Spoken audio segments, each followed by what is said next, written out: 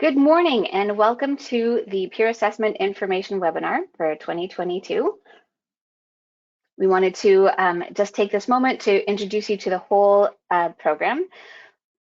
As always with the GoToWebinar programs, if you are having any technical issues, please close down, exit the program, and then log back in. You can close any other applications that are running on your computer, and that might help things run smoothly.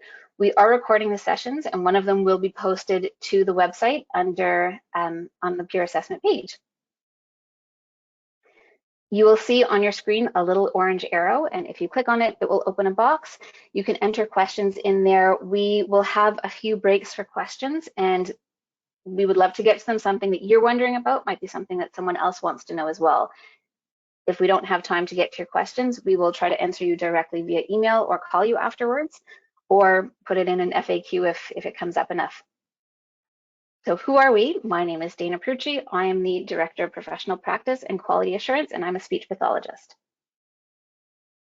And good morning to you all. I am Sarah Chapman-Jay. I'm the advisor for Speech Language Pathology Professional Practice and Quality Assurance.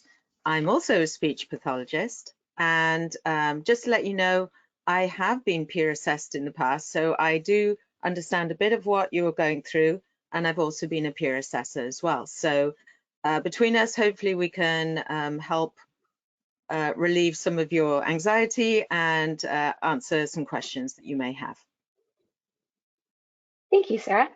So here's what we're going to talk about today. On our agenda, we're talking about what happens before the peer assessment. We'll talk about what happens at the peer assessment, and then what happens after the peer assessment.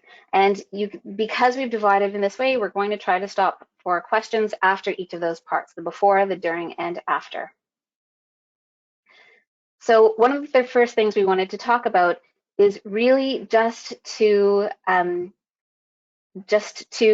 share some questions and some information. So the first question that I feel like is on most people's minds and no one is going to ask is, why is CASLPO doing this? Why is CASLPO making us have these peer assessments? And the important thing is that it's not a CASLPO decision, but it's legislated by the Regulated Health Professions Act. All 26 colleges do some form of peer assessment. If you're a regulated health professional, you will have something like this in the college. So that means chiropractors, massage therapists, OTs, dental hygienists, everyone has peer assessments. Our peer assessors are a wonderful group of people. They have all been peer assessed themselves, and just like Sarah said, they know some of the stress that you might be feeling. They've been in your shoes. They then went on to become peer assessors, and they go through annual training every year and take on a number of peer assessments.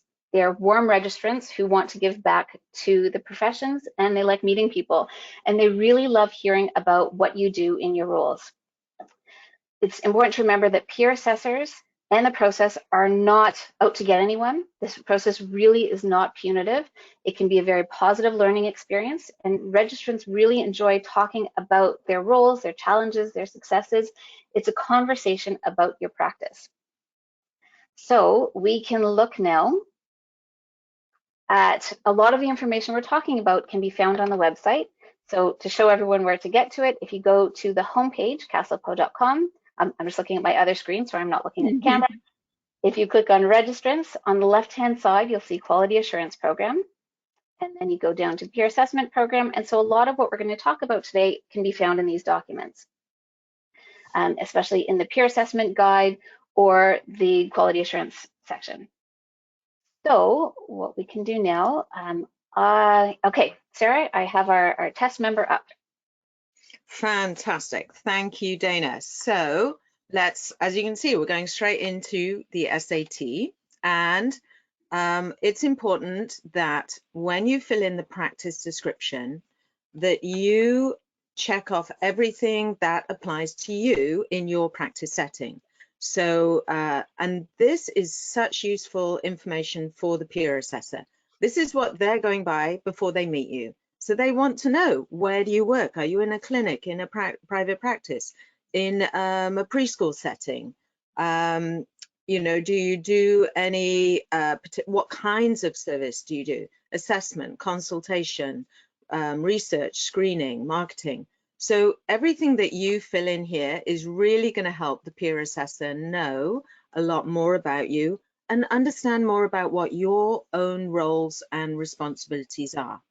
It also helps us match you to a peer assessor who works in a similar area of practice.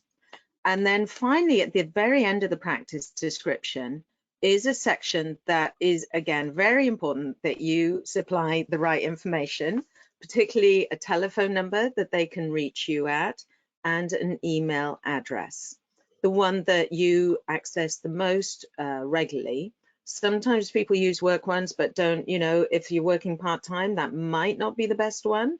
So definitely think about which email address would be the most appropriate.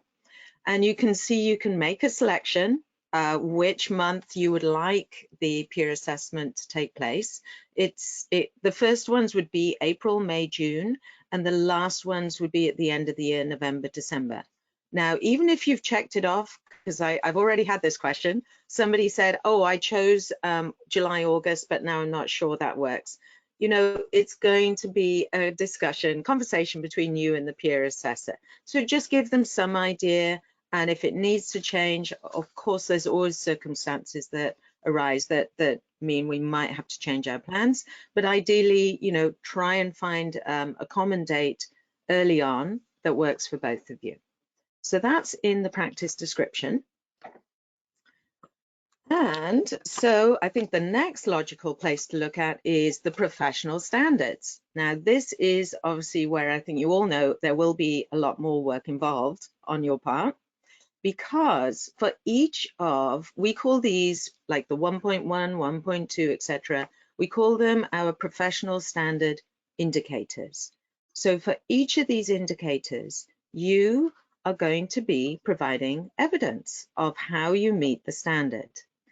And even at 1.1, Dana's got it here in front of us, there's a lovely plus sign, it says examples of meeting the standard. And we have tried to give you some ideas of different kinds of documentation that you could provide that would be good evidence for each of these indicators. So for example, here, there's like the second bullet says documentation of clinical decisions to discharge a patient. So it is important when you put in the evidence that you can also see there's a comments box here. It says optional, but I want to tell you that the peer assessors really, really value when you add the comments, because really what you're doing is explaining why you chose that evidence. The evidence should come from at least 5 different clinical records. And in total here, we have about 30 clinical indicators. So 30 pieces of evidence. So at least one piece of evidence for each indicator. Now we want you to submit this. You've got all of February, and we've given you the first week in March. So you've got, some of you may have already started this. So, take a look at your clinical records. You really want to find the best evidence. The newer it is, the better. You can go as far back as 3 years, but really, ideally, the newer it is, I think the fresher it is in your mind. When you meet with the peer assessor and have that conversation, you're in touch with what's been happening with the patients. Now, I think we're also going to look at the appendix that goes in, that is in the peer assessment guide, because it's actually something you want to look at when you're uploading this evidence. So Dana's got it here. It's on page 22 of the clinical peer assessment guide and page 18 for the non-clinical peer assessment guide. So you can see the indicator, and it goes from 1.1 all the way to 5.2. And then the next column is evidence. So for a lot of these, you do want to submit some documentation from a patient record. I am going to home in on 1.3. This is especially for the audiologists. The peer assessors who are audiologists have been giving us feedback saying that what they really value is evidence in 1.3. So it is, I perform and document and document the controlled act of prescribing a hearing aid for a hearing impaired person. So for this, they would like you to submit evidence from at least 2 of your audiology records, showing all different phases of hearing aid prescription. So what they want is, let's say you've got a patient, you've done a hearing assessment, you've prescribed a hearing aid, you're verifying it and doing validation. So those 4 pieces of evidence for one patient. In fact, this says from at least 2 records. So you're going to do 4 for the patient 1, PR1, and you're going to do 4 for PR2. If you've got any other questions about that, again, you can talk to us personally after the webinar. The other important one where it might need where it needs more than one piece of evidence is 1.5.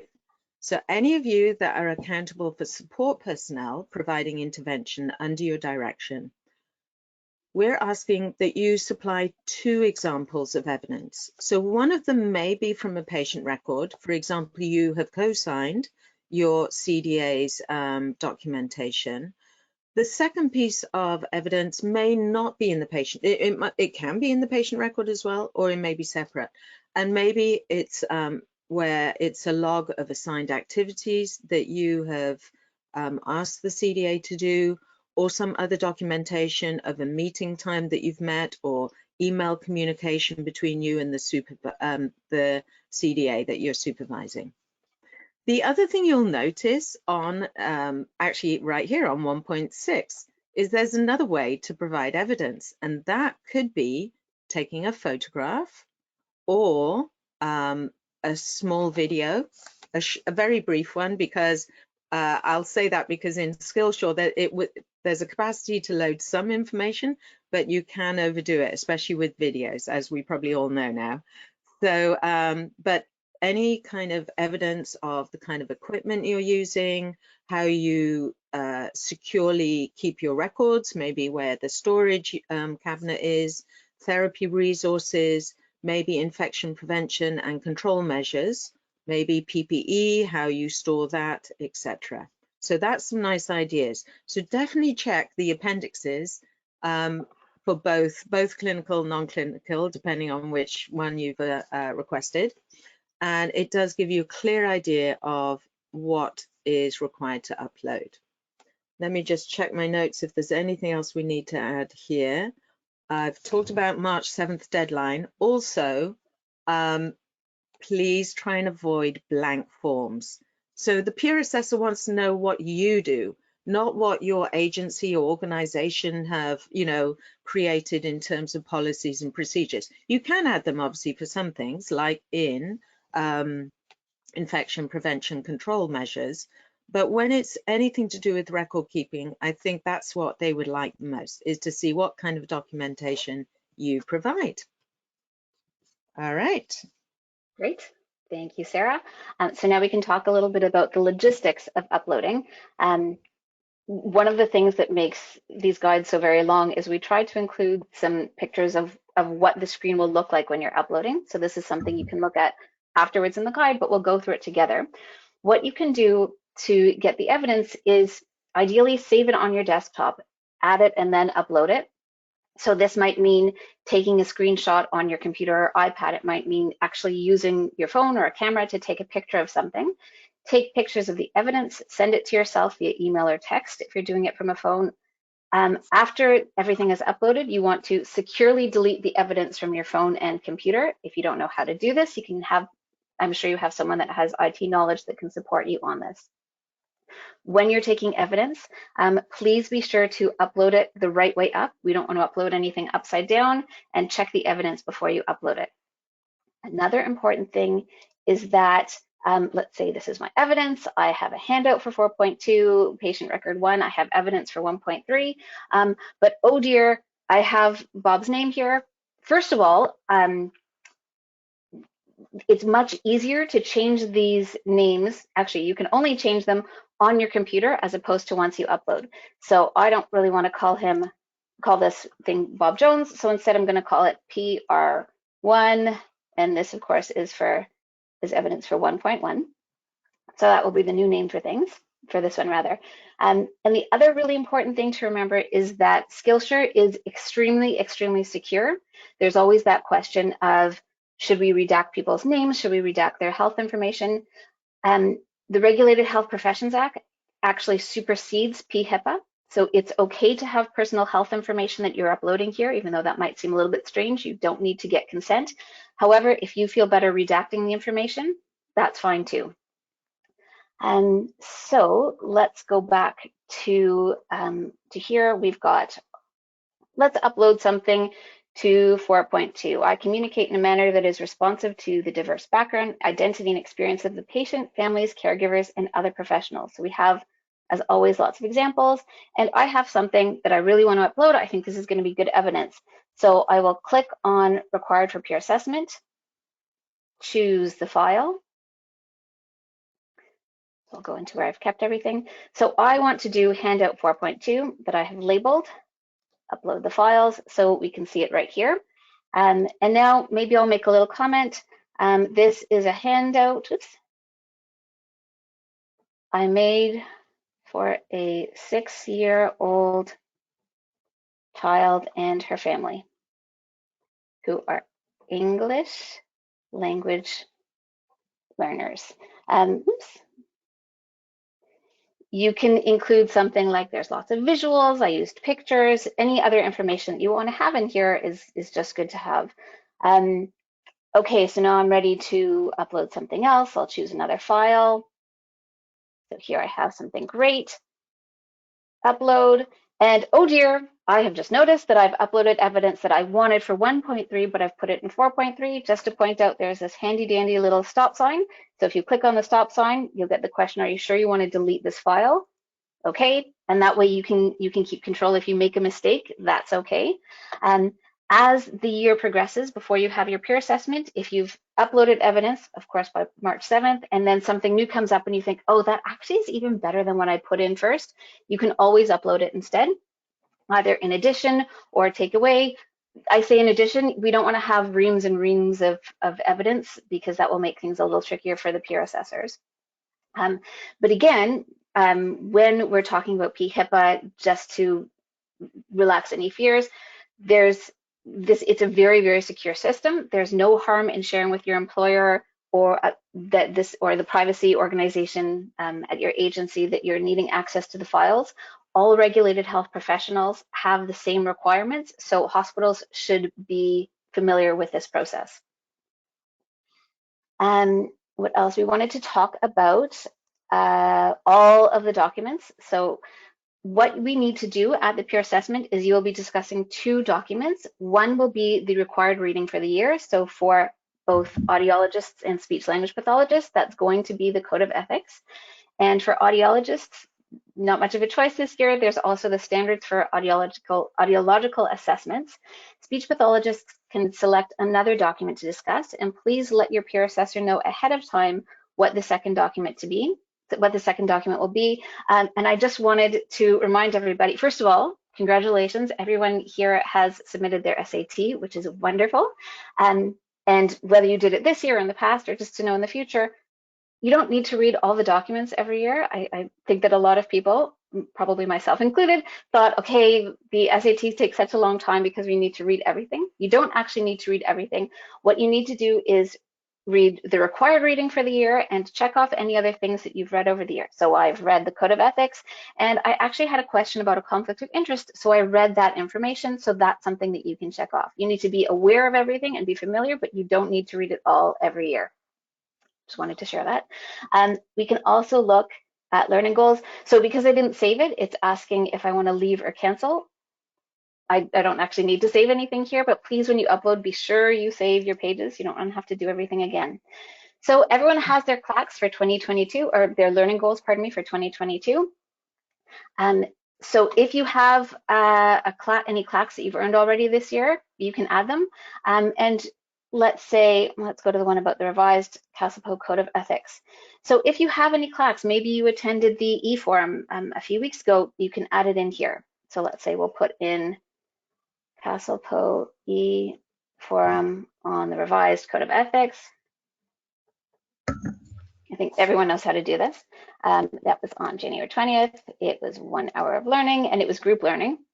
And so the other thing that we want to do is check off the progress to meet my practice and the impact of my practice. So this is something that's up to you. I'm going to say moderate progress. I still want to learn more, and moderate impact because I'm a pretty ethical person as it is. And of course, you're going to go through your clocks and your learning goals from 2021 with your peer assessor. Absolutely. Then the other thing to mention is that there is no right answer on the progress or the impact. The learning goals and the clocks, it's your learning. So you could be learning something brand new or validating something that you already know. So there's no right answer of, oh, this shows that it doesn't have a high impact and that's not a good thing. It's a personal thing, and that's what the learning goals are all about. Okay, I'm going to pause sharing my screen, and I think now is a good time to take any questions. Okay, and yes, Dana, we do have some good questions coming up. So let's just have a look at some of these. One of the questions is, do we have to upload evidence? Okay, I need to see more of that one. Oh, for the CLACs, or is that optional? It would be helpful for the peer assessor if you've got some evidence. It could be a certificate that you attended or an email that says you've completed it. You know, some kind of evidence would be fine. That would be helpful. Another question is, since the pandemic started, I now work from home primarily, but also have an office in a clinic. For the environmental review, should I show both spaces? Again, okay, you're always making this decision. What do you feel like would be the best evidence to upload? If you have files stored at home, then yes, that might be very good evidence to take a photograph of how you store it at home. You could do both. Another question was, do we, okay, they're really coming in here, Dana, I'll just, this is excellent. All right, another question, unless otherwise indicated, do you only want one piece of evidence per indicator? Absolutely, one is sufficient, and put the comments with it, so that will be really helpful. If for some reason you just feel compelled to want to share more than one piece, do so, but try and make it clear why you've chosen two pieces. Again, maybe add into the comments why you did choose that. If the evidence is part of a larger document, do you want the part of the document highlighted that shows the evidence, or should it be highlighted in the comments section? Okay, again, you're going to be make your own decision, which would be best. As a peer assessor, I've certainly seen it highlighted in the document that was uploaded. That's fine. You could also make a comment. It's really up to you. Kind of put yourself in the peer assessors. Obviously, you know the patients, you know your record keeping, you know why you've selected it, but try and make it as apparent and clear for your peer who's taking a look at it as well. That would be very good. Another question or comment here is, our organization privacy policy does not allow us to take screenshots on our phone or save items onto the USB sticks. Okay, so I think, Dana, you already mentioned we do have a guide for employers on the website. If there's any issues in terms of uploading evidence securely, we are most happy to talk to the employer as well, or the privacy officer.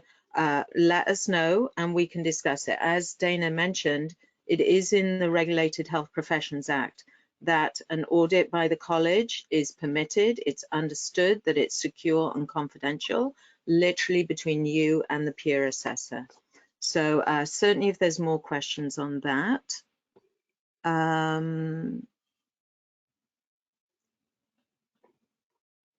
Okay, I think let's continue now, but we will definitely come back to this afterwards. And keep the questions coming. The beauty of the way we've set this up is that we actually see who asked the question. So if it's a question that's very specific to you or that we don't get to, again, Sarah and I will reply, or I will reply to you. We'll reply to you afterwards, so that your question will not be left hanging. And if we don't get back to you, send us an email or give us a call and remind us. We're happy to to get back in touch and to answer you. Okay, so we have now talked about what happens before the peer assessment, before the interview, and now Sarah will talk about what happens at the interview. Yes. Okay, so really the first part is that now that you've uploaded the evidence, everything's ready from your side, then it's now our job to match you to a peer assessor. So what we do is match you profession to profession. So that's good, audiologists with audiologists, SLPs with SLPs. We also look at your area of practice and the age group that you work with, and also which language you prefer to have the assessment in. So we can provide the peer assessment in English or French, and in that case we'll pair you with a peer assessor that hopefully matches all of those things: the area of practice, age group, language. Now you have the opportunity to veto a peer assessor once. You let us know if you're not happy with that initial choice. And it's confidential. Only we, the quality assurance staff, know, Dana, myself, and Julie, who you haven't met, but you will probably have maybe hear of Julie as well. So once if you don't want that first one, then we will reassign you to another peer assessor, and hopefully that one will be fine with you. So that's the peer assessor matching. So now I think it will be a good time to actually go into, well, what does the virtual interview involve? When does it actually happen? And what will be happening? What will you be doing?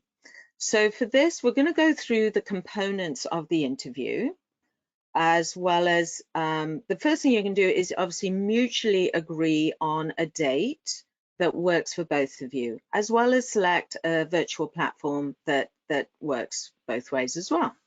So that's going to be completely between you and the peer assessor.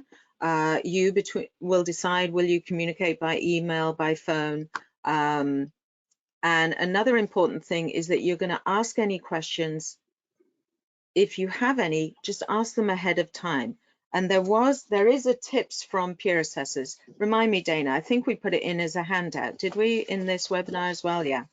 So one of the peer assessors says was, I always encourage the member to email their questions before the virtual interview, not to wait until I get there. So it does help ease some of the anxiety. I know people might still be a bit nervous, but if they've emailed me a couple of questions ahead of time, then usually you feel a bit better when it comes to the peer assessment itself.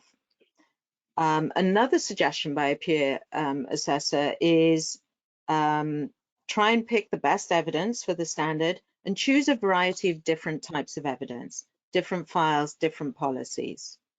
And also another tip is make sure you have documented consent for services and consent re per HIPAA. I'll dive into that a bit later.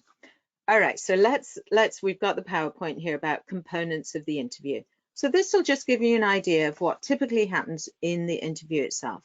The peer assessor will have a conversation with you about your practice, any challenges, things that are working well for you. They'll discuss the uploaded evidence and comments you've made on the professional standards. Now, if that evidence and comments is self-explanatory, they actually probably won't spend so much time on that because you've done such a good job of uploading the evidence and explaining it through your comments. But they will be going through some behavior-based questions on about 6 to 8 of the standards related more to higher risk of harm. And again, that's an opportunity for you to have more of a conversation about these indicators. So let's say it's about consent. They may say something like, oh, Dana, I see a different slide, but that's okay. Oh, I was just switching over to the behavior-based questions. This is in the right, nice, thank you. It's on page 15. Thank you, Dana. Sure. It's on page 15 in the clinical guide and 13 in the non-clinical guide. It's just a little bit of information about the behavior-based questions. Excellent, yeah.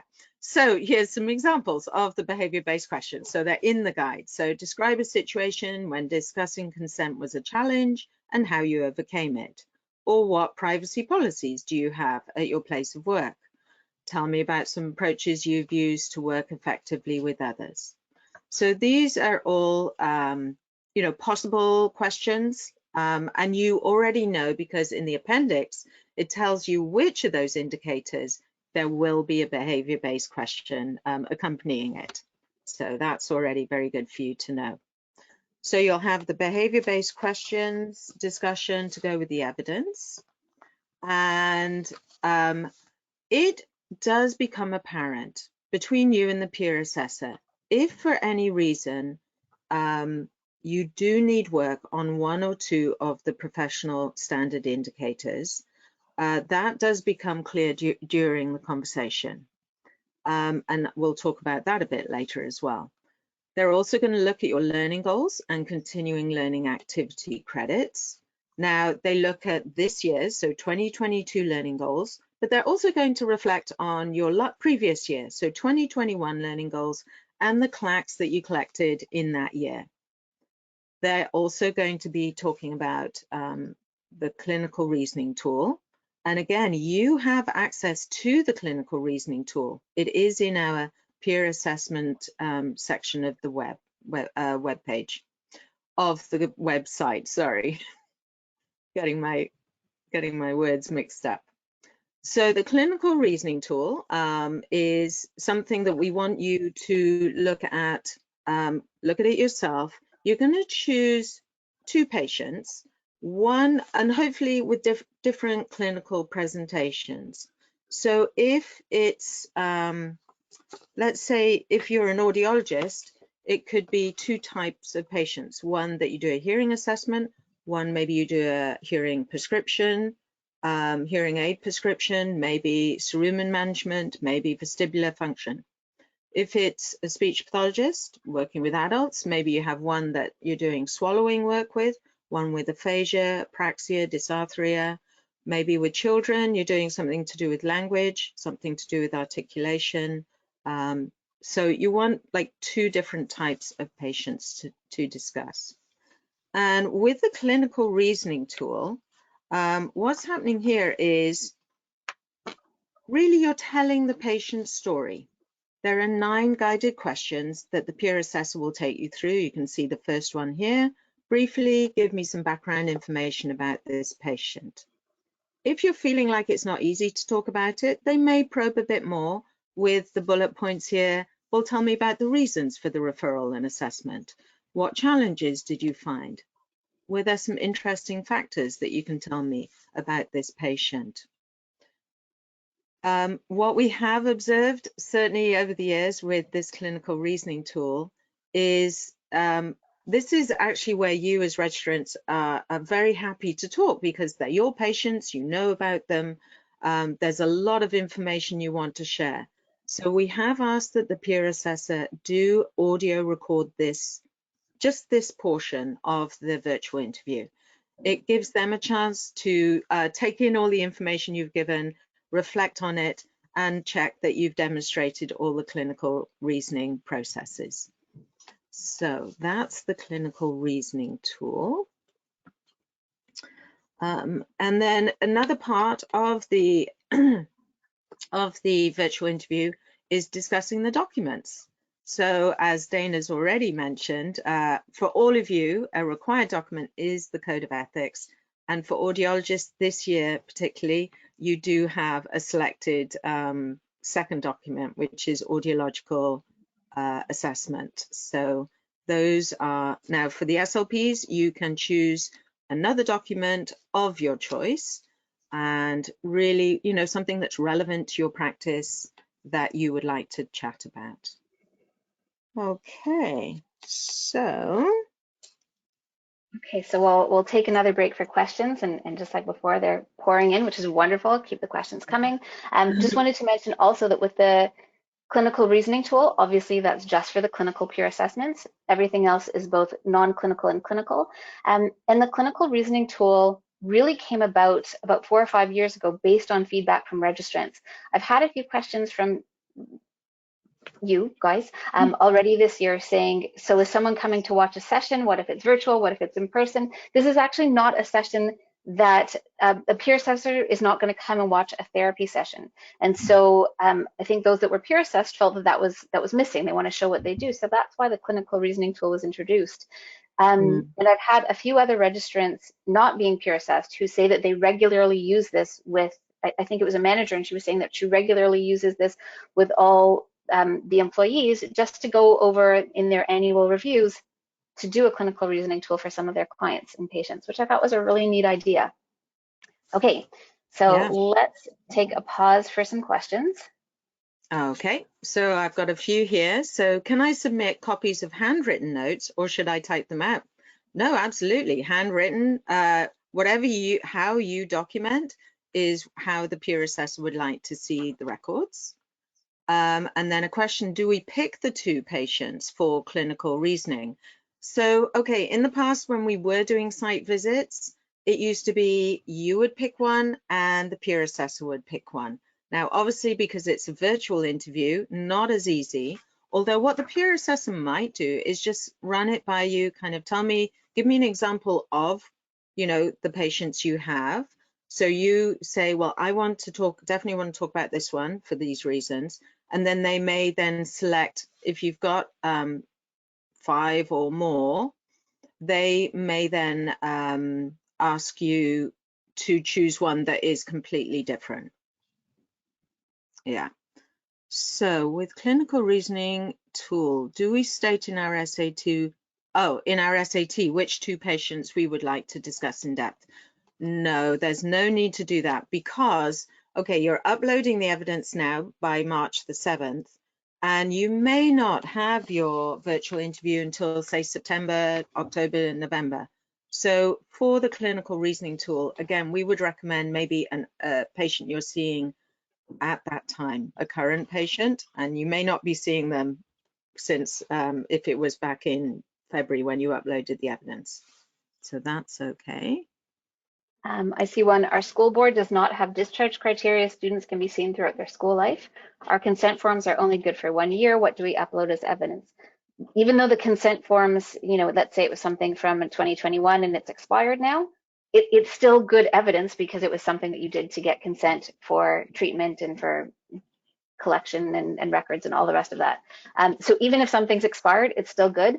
If there are no discharge criteria, I would think that there would be at least one student that you discharge because they achieved all their goals, or perhaps they moved. Something like that would still be good evidence, even if it's not something, it actually would be better evidence because it's a clinical decision that you made as opposed to the organization making, because it's something that represents you. There's another question, Sarah, I'm going to direct this one to you. So we only need one piece of evidence per indicator, but Sarah had mentioned needing to include at least 5 different documents. What does that refer to? 5 different documents. So if you don't remember, I'm guessing, and if we're wrong on this guess, it might be for the audiologists who have to upload evidence for 1.3. Where it would be all the stages, the 4 steps for a hearing aid. Yeah, that was 4. It's the 5 that's got me stumped. Yeah, so definitely 1.3 audiologists, 4 pieces from 2 records. So they need to go with each record. 1.5 was the support personnel, but that was just 2 pieces of evidence. 5.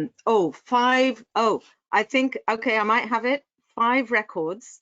No, when you're doing the virtual interview, you want at least 5 patient records with you that are related to what you uploaded, and 5 of those records so that when you're doing the clinical reasoning tool, you and the peer assessor are going to choose 2 of those 5 records to discuss. Maybe that was it. Okay. Another question, how long typically are virtual interviews? Yeah. So we say to book 3 to 4 hours, but I think the average last year was 2.5 to 3.5 hours for clinical. The non-clinical are shorter because you're not talking about anything clinical. There's no behavior-based questions. But I think on average, 3 hours would be a very safe bet. Mm-hmm. What happens if the peer assessor does not like the evidence that is uploaded? The peer assessors are going to look at your evidence ahead of time. They have their own homework to do, so it's not as though they just look at everything for the first time. So they might ask you for more evidence, and you can either say why you kept that, why you put that evidence in, and that might be a very good explanation, or find something else that you think better represents the indicator that you're talking about. Yeah. I think another one is there are some indicators that say reading a Castle Poe document is enough. I'm just paraphrasing. So can we just say that we read the document? So we have examples in there. If you think that saying I've read the, I think there's one like on mandatory reports. So if you have actually had an opportunity to call CAS and you have documentation of that in your records for why you had to call CAS about a client, that would be very, very good evidence. If you're fortunate and all of your families are fortunate enough that you don't ever call CAS, then just showing familiarity with the act would be enough. So again, you want to choose the best evidence if you have. If it's something that you don't have evidence, if it's something that's not applicable, it's not applicable. But you do need to know about mandatory reports. So hopefully no one said not applicable for that one. But if you haven't had the opportunity, then you can just say that you're familiar with it, and this is why. Yeah. Another question is the clinical reasoning tool online to be reviewed before the interview? I think, as Dana said, I mean, it's a tool that you can access anytime you like. So if you want to even have a practice run, pick one of your patient files, kind of go through the questions yourself ahead of time, you can do that. And then another question related to it says you don't need to upload the whole file for the clinical reasoning tool, right? That's true. No, you don't. I mean, for evidence, you just have to give something from your documentation that demonstrates clinical reasoning is taking place. All right. I think there's a few more questions at the end that overlap, and then we'll take more questions afterwards. You said peer assessors want us to choose a variety of clients, but what if our caseload is made up of clients with similar needs? So I know, for instance, speech pathologists I used to work with really focused on kids with motor speech difficulties. And if that's the case, oops, sorry, that's my insulin. If that's the case, then that's what you'll upload. And that's something that you can talk to the peer assessor about, so that you're explaining why those are or not upload, that you're explaining why these are the kids that you're talking about, the patients. Yeah, and that comes up in that conversation when you're talking about your practice, and they'll see it from your evidence that, you know, it's maybe a very specific area of practice that you're working in. That's fine. They understand. They also are working out there, and so they've seen quite a range of different practices. Exactly. Okay, hopefully we'll have more time for questions at the end, but again, we will get back to you otherwise. So now we've talked about what happens before the interview, and we've talked about what happens during, and so now let's have a look at what happens after the interview. So I'm just going to share my screen again. Yes. I'd say this is actually still within the interview, Dana, maybe. That's yes, true. yeah. We haven't quite got to after. So we did mention earlier, it sometimes becomes apparent when you and the peer assessor are talking that maybe some more evidence is needed to meet one or two standards. Now, in the past, the peer assessor would write a report to the committee, Quality Assurance Committee, let them know that, I don't know, standard 3.1 and 3.2 still need some work. Then the committee would decide what needs to happen. So it was quite a long process. We reviewed this process and decided that, and definitely looked into some research, and there's research to say in the moment education and remediation is the most effective catalyst for change in knowledge, behavior, and activities. And as Dana said earlier, the whole idea of the peer assessment process is that it is collaborative. It can be educational. You're talking to another peer. And you know, if you're willing and cooperative and are accountable for wanting to meet that standard, then we said, well, why not do it now? Why not do it in the moment, actually during the virtual interview? So as long as that indicator is more of a minor patient risk, maybe it's one or two professional standards that need work, then that is something that you and the peer assessor can do together. Now, if it is seen as a significant patient risk, then a report would be written and go to the Quality Assurance Committee. Having said that, last year, there were no reports. They were all summaries, but there were some people who did need some work on a couple of indicators. So I think what we're going to do now is let you know what those indicators were from last year. They seem to be frequent ones that come up. So indicator 3.1, I obtain and document consent for all intervention plans or courses of action and any significant changes thereafter. So what peer assessors sometimes find is, yes, you are fantastic at obtaining the consent and your records are showing that, but out of, say, 5 records, 2 of them, you forgot to document the consent.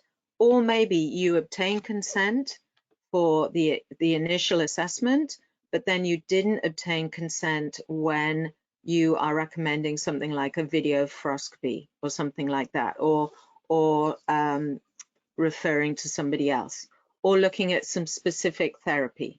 So it's really being able to fully obtain and document consent. Another one is about obtaining and documenting consent to collect, use, retain, and disclose personal health information.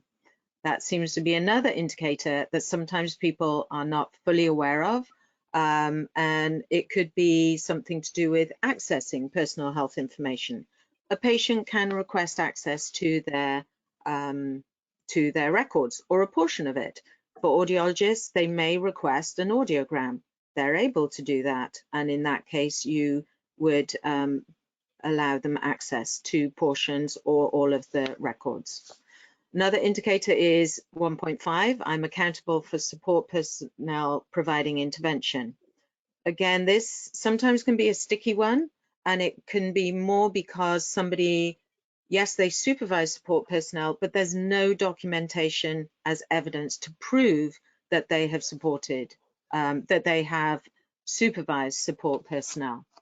Another one is 1.7, I follow health and safety procedures and practices. It could be that you have all the PPE you require, but actually when it comes to, I'll give an example, in the hospital, there's a specific way that you don and doff all the equipment, and maybe you're not fully aware of the right order of how that happens. Indicator 4.5, I adhere to standards when advertising services and products to the public through all mediums.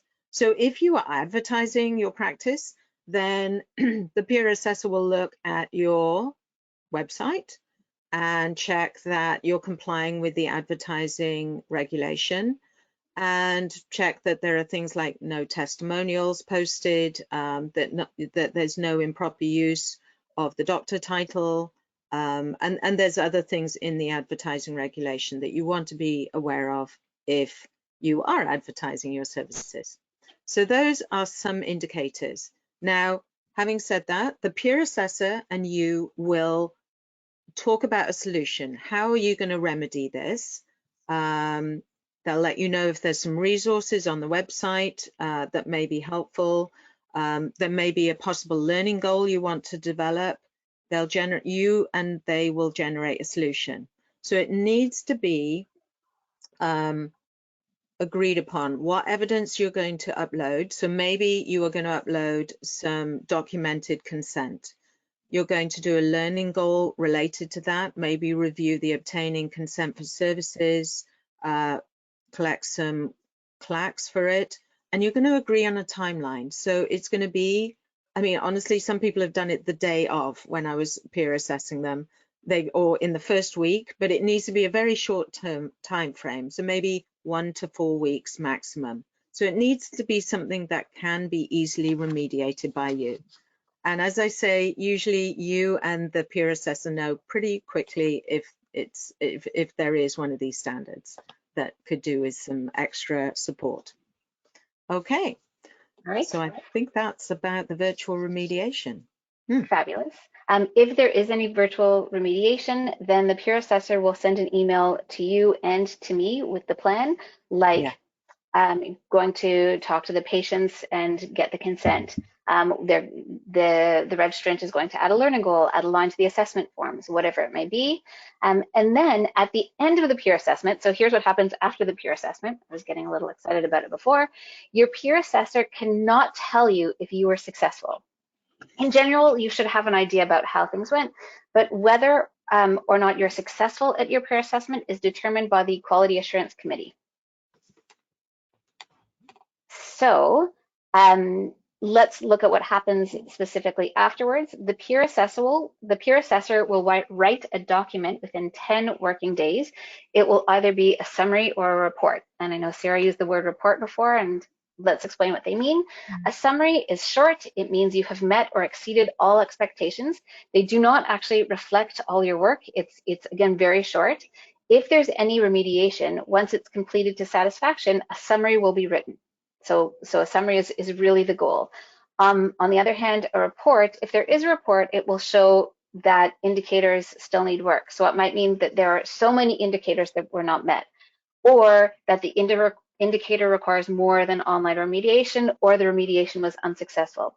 And so again, the report will be sent to the Quality Assurance Committee, just like the summary, and the Quality Assurance Committee will direct you on how to proceed, what the next steps are. You are sent a copy of the summary or report and have a chance to provide a response to the committee.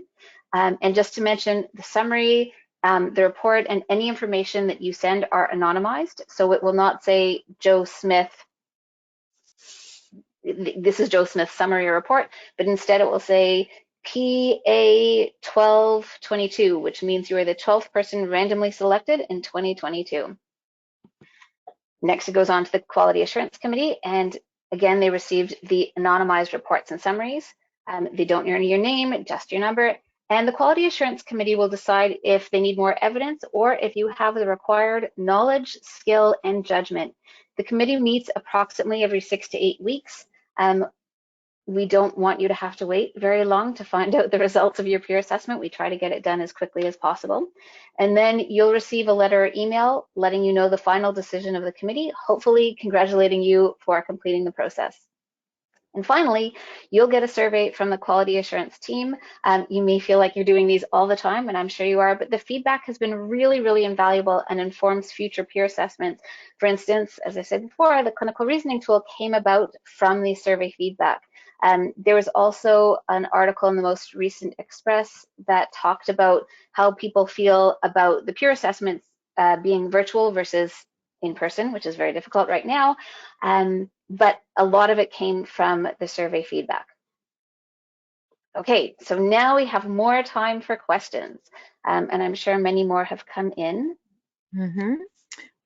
Does having an online profile constitute advertisement? I think anything that we communicate publicly, you always want to make sure it's tasteful and professional. So if you look at the advertising regulation, you don't want anything that is unverifiable or misleading. So yeah, it's okay to have an online profile. Keep it tasteful and professional. If you're an independent contractor at a private practice, do we list the ways the practice advertises? Yeah, so the peer assessor probably will take a look if you're belonging to a private practice, especially if the owner is not a regulated health professional, because in that case they may be not aware of the regulations that you have to comply with. We have had instances where somebody, an audiologist or a speech pathologist, have got in touch with us and said, we're a bit concerned about what's on the website. So I would direct the owners, they then talk to us and we let them know what the advertising regulation is as well. One of the questions is, where do we find the behavior-based questions attached to the indicators? So while you have all the information on what you'll be asked for the clinical reasoning tool and what documents we'll be discussing, there we don't share ahead of time what the behavior-based questions are. In the appendix, I think it says which indicators will have behavior-based questions. So Yeah. it's not that you have to prepare for all 30 indicators, but you know which ones will have or will likely be asked the behavior-based questions for, but not the specific questions. Mm-hmm. Now the question is, if you work mainly at a school board but have a very small private practice on the weekend, does your evidence have to come from both practices? So we did say if you work in more than one setting, absolutely you can submit evidence from both practices. But obviously you can't be during the interview be in both practice settings. So you choose where you're going to be, but make it clear, you know, just if you're providing evidence from both settings, then make sure during the interview that you have access maybe to the record that you provided that evidence from. That would be useful. There are some more evidence questions. One is, how do they see the electronic record at my work? Well, they look into the record after March 7th. So ideally, whatever evidence you want from the records will be uploaded before March 7th. So it's not the peer assessor, I wonder if we have a way to do that, would be able to look at everything in the records and have access. Instead, you're taking the evidence, you're taking a screenshot, however you choose to do it, and you're uploading it from your computer or from your work computer into the evidence, so that when the peer assessor goes, they just have to click and they can see the evidence that you're saying. Another question is that evidence can only be up to 3 years old, but someone was on mat leave and then they didn't have the time to collect the evidence. So we really want it to be within the last 3 years, just because it would be something that's recent. It's something that you can think about. I don't know, I'm at the point now where I couldn't even tell you anyone I saw a year ago. But more, you know, the further back you go, you might have changed your approach to things, or you might not really remember why you did something a certain way. But you really want to get the best evidence. So if you find that, you know, I know I do this, but I don't really have good evidence, you can make a comment on that. Again, this whole thing is a discussion. So if your peer assessor thinks that you need different evidence, hopefully they will let you know beforehand.